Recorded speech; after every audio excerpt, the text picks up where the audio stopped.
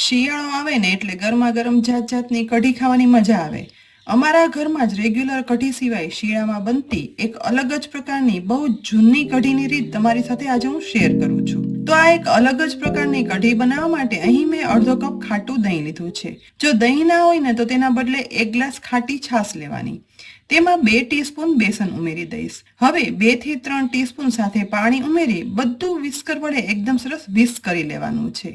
આ કઢી તમે છાશની બનાવો એના કરતાં દહીં લઈ બનાવશો ને તો ખરેખર સ્વાદમાં એકદમ ટેસ્ટી બને છે. બધું વિસ્ક કરતાં અહીં બંને વસ્તુ સરસ મિક્સ થઈ અને મિશ્રણ બની અને તૈયાર થઈ ગયું છે. એટલે આ સમયે તેમાં 1 કપ જેટલું પાણી ઉમેરી દઈશું.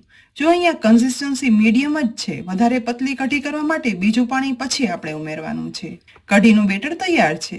હવે આ કઢી વઘારવા માટે આપણે જેમ નોર્મલ કઢી વઘારતા હોય ને તેમ જ જાડા તળિયાવાળી કઢાઈની અંદર ગેસની લો ફ્લેમ પર 2 ટીસ્પૂન તેલ લઈ તેમાં 1 ટીસ્પૂન ચોખ્ખું ઘી ઉમેરવાનું, જેથી આ કઢીનો સ્વાદ અને સુગંધ છે ને તે બહુ જ સરસ આવે. તેલ અને ઘી બંને મિક્સ થઈ અને ગરમ થાય ને એટલે તેમાં 1/4 ટીસ્પૂન રાઈ, 1/4 ટીસ્પૂન જીરું, 1/4 ટીસ્પૂન મેથી દાણા ઉમેરવાના. સાથે સહેજ એવી હિંગ પણ ઉમેરી દઈશું. અને આ સમયે લીધેલા સૂકા મસાલામાં તજ, લવિંગ, બાદિયાન, સૂકા લાલ મરચાં અને મીઠો લીમડો ઉમેરી બધું વઘારમાં સરસ મિક્સ કરી અને સાતળી લેવાનું. આ વઘારની અંદર મેથી ગોલ્ડન બ્રાઉન જેવી સતળાઈ અને સુગંધ આવવા લાગે ને ત્યારે તેમાં અડધો ઇંચ ચોપ કરેલું આદું અને 2 તીખા લીલા મરચાંના ઝીણા સમારેલા ટુકડા ઉમેરવાના. ફરીથી વઘારમાં બધું મિક્સ કરશું, જેથી આદુ મરચાંની સ્ટ્રોંગ ફ્લેવર બેસી જાય. વઘારમાં બધું સતળાઈ જાય એટલે આ સમયે તેમાં એક નાનીથી મીડિયમ સાઇઝની સમારેલી ડુંગળીના ઝીણા ટુકડા ઉમેરી દેવાના. આ કઢીમાં ખાસ સ્વાદ આ ડુંગળીનો હોય છે, માટે નોર્મલ કઢીમાં આપણે ભલે ડુંગળી ના ઉમેરીએ, પરંતુ આ કઢીમાં તો અચૂકથી ડુંગળી ઉમેરવાની જ. બસ આ ડુંગળી ગુલાબી જેવી સતળાઈ અને સેમી ટ્રાન્સપરન્ટ થઈ જાય ને એટલે હવે આ સમયે તેમાં 1/8 ટીસ્પૂન જેટલો હળદર પાવડર, 1/2 ટીસ્પૂન લાલ મરચું પાવડર, 1/2 ટીસ્પૂન ધાણા જીરું પાવડર અને 1/2 ટીસ્પૂન મીઠું, મસાલામાં બસ આટલું જ ઉમેરી મસાલા ડુંગળીની અંદર મિક્સ કરવાના છે, જેથી મસાલા પણ સહેજ એવા સતળાઈ જાય. તુરંત જ બધા મસાલા મિક્સ થાય ને એટલે બનાવેલું કઢીનું મિશ્રણ છે ને તે વઘારી દેવાનું.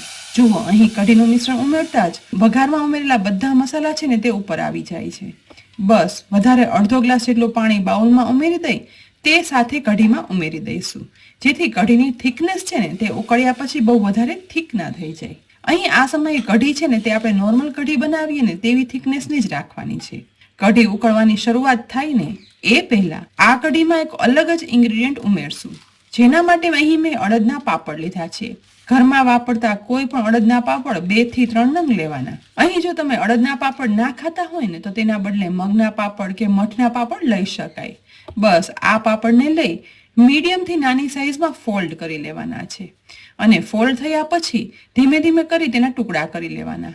અહીં ટુકડાની સાઈઝ કોઈ પણ રાખી શકાય છે, પણ જો મીડિયમથી મોટી સાઈઝના ટુકડા રાખીએ ને તો આ કઢીમાં પાપડના ટુકડા ચડી આખા જ રહી અને ખાવાની પણ મજા આવે છે, કારણ કે આજે આપણે પાપડની કઢી બનાવીએ છીએ. બીજી સાઈડ કઢી ઉકળવાની શરૂઆત થાય ને ત્યારે તેની અંદર 2 કોકમ પણ ઉમેરી દેવાના અને મિક્સ કરશું, જેથી આ કઢીનો સ્વાદ સહેજ એવી ખટાશને કારણે બહુ જ મસ્ત આવે. કઢી ઉકળવા લાગે ને એટલે સાથે સાથે તેમાં કરેલા પાપડના ટુકડા છે ને તે પણ આ રીતે અલગ કરતા જવાના અને કઢીની અંદર ઉમેરી દેવાના છે, જેથી કઢી ઉકળશે ને એટલે ઓટોમેટિક આ પાપડના ટુકડા છે ને તે એકદમ સરસ ચડી જશે અને એક મીડિયમ થિકનેસ વાળી પાપડની કઢી બની અને તૈયાર થાય છે.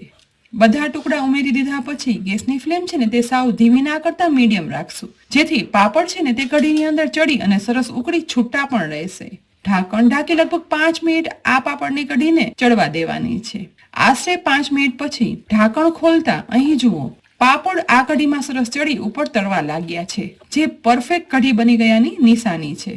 કઢી પણ એકદમ સરસ પાકી અને જાડી થઈ ગઈ છે. બસ આપણી ગરમા ગરમ પાપડની કઢી બની અને તૈયાર થઈ ગઈ છે.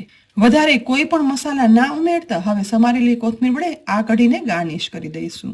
શિયાળામાં બનાવાતી અલગ અલગ કઢીની અંદર તમે આ પાપડની કઢી બનાવશો ને તો ગરમા ગરમ ખરેખર ખાવાની મજા આવશે. અને આજે તો મેં આ પાપડની કઢી સાથે ભાત, સાથે લીલી ડુંગળી અને મરચાના અથાણા સાથે પીરસી છે. રોટલા સાથે, ભાત સાથે કે ખીચડી કોઈ પણ સાથે આ પાપડની કઢી ખાવાની ખરેખર મજા આવશે. અને એકદમ સહેલી રીતે બનતી આ પાપડની કઢી જરૂરથી બનાવજો અને પછી કહેજો કે રેસીપી તમને કેવી લાગી. રેસીપી જો તમને ખરેખર ઉપયોગી લાગી હોય ને તો આ વિડીયોને લાઈક કરી અને શેર કરજો. સાથે જ અમારી યુટ્યુબ ચેનલ પણ સબસ્ક્રાઇબ કરી લેજો અને અમારા ફેસબુક પેજને લાઈક કરી ફોલો કરી લેજો, જેથી આવનારી અનેક રેસીપીના અપડેટ્સ તમને તરત જ મળે. આવતીકાલે ફરી મળશું નવી રેસીપી સાથે. ત્યાં સુધી આવજો.